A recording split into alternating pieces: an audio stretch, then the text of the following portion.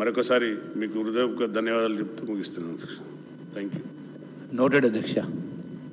కొత్త ప్రభాకర్ రెడ్డి గారు.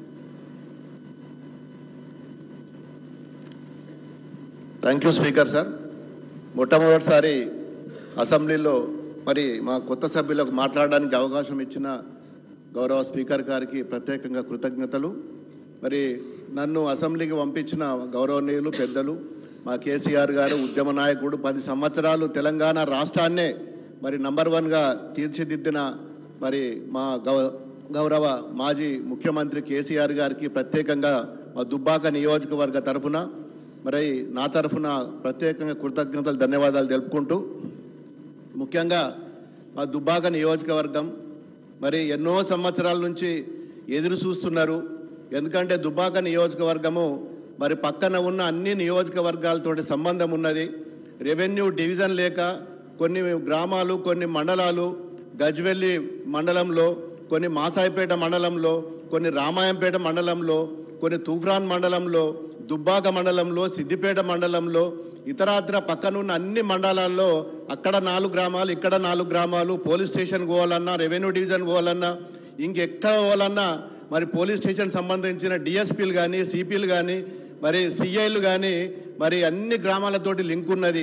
ఎక్కడ కూడా మరి దానికి పరిమితమైన మరి అధికారాలు లేక ఇబ్బంది పాలవుతున్నాం. మరి మొన్న గౌరవ ముఖ్యమంత్రి గారికి కూడా మాకు ఒక రెవెన్యూ డివిజన్ కావాలి, మరి చాలా సంవత్సరాల నుంచి మా ప్రజలు కోరుతుండ్రు అని చెప్పి మొన్న విన్నవించిన విషయం కూడా మీ అందరికీ తెలుసు. దయచేసి ఇది బర్నింగ్ ఇష్యూ. మరి మీరందరికీ కూడా గౌరవ ముఖ్యమంత్రి మన మీ స్పీకర్ ద్వారా గౌరవ మంత్రులకు, గౌరవ ముఖ్యమంత్రి గారికి కూడా నేను రిక్వెస్ట్ చేస్తున్నా, ఇది చాలా ఇంపార్టెంట్ ఇష్యూ. మాకు రెవెన్యూ డివిజన్ గురించి రెవెన్యూ డివిజన్ త్వరలోనే ప్రకటించాలని చెప్పి మరి గౌరవ మంత్రి స్పీకర్ ద్వారా గౌరవ ఆధారిత మంత్రులకు మరి నేను ముఖ్యమంత్రి గారు కూడా విన్నవించుకుంటున్నా.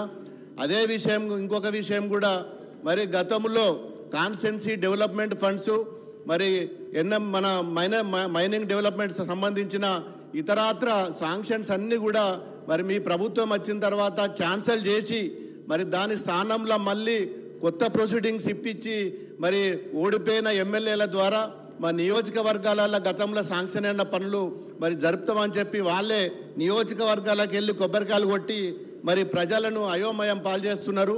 ఆ ప్రోటోకాల్ విషయంలో ఎమ్మెల్యేలకు గతంలో కూడా మా ప్రభుత్వంలో కూడా మా దగ్గర 3 సంవత్సరాలు బీజేపీ ఎమ్మెల్యే ఉంటే మరి అతని ద్వారానే మేము పనులు చేపించేది. ఇప్పుడు కూడా అదే తరహాలో మీరు కూడా చేపిస్తారని చెప్పి ఆశిస్తూ మరి గత ప్రభుత్వంలో శాంక్షన్ అయిన మరి కాన్స్టెన్సీ డెవలప్మెంట్ కానీ మరి ముఖ్యమంత్రి గారు ఇచ్చిన స్పెషల్ డెవలప్మెంట్ ఫండ్లకు సంబంధించిన అన్నీ కూడా క్యాన్సిల్ చేసి మరి మళ్ళీ దాన్ని ఇప్పటి వరకు ఏమి చెప్పడం కూడా లేదు.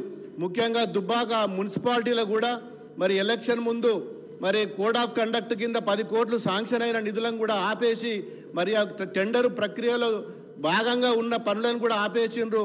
త్వరితగతిలో వాటిని కూడా శాంక్షన్ చేసి మాకు రింగ్ రోడ్డుకు సంబంధించింది కానీ, 4 లైన్ సంబంధించింది కానీ, మరి మన డ్రైనేజ్ సంబంధించింది పూర్తి స్థాయిలో మేము వాటికి శాంక్షన్ కోసం గౌరవ కలెక్టర్ కూడా ఇవ్వడం జరిగింది.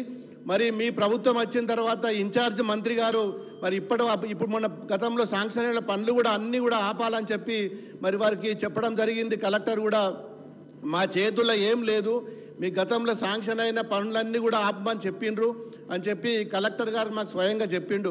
దయచేసి రాజకీయ కోణంలో కాకుండా మరి దుబ్బాక నియోజకవర్గ అభివృద్ధిలో మరి ఏ గవర్నమెంట్ వచ్చినా ఎవరు వచ్చినా మరి పక్షవాత వైఖరి కాకుండా ఒక అభివృద్ధి కోణంలో ఆలోచించి గతంలో శాంక్షన్ అయిన పనులు పూర్తిగా శాంక్షన్ చేయాలని చెప్పి మీ ద్వారా గౌరవ ఇప్పుడున్న ప్రభుత్వానికి, గౌరవ ముఖ్యమంత్రి గారికి, కన్సర్న్ మంత్రులకు మరి త్వరలోనే వాటిని శాంక్షన్ చేసి మరి కంప్లీట్ చేయాలని చెప్పి నేను కోరుకుంటున్నా.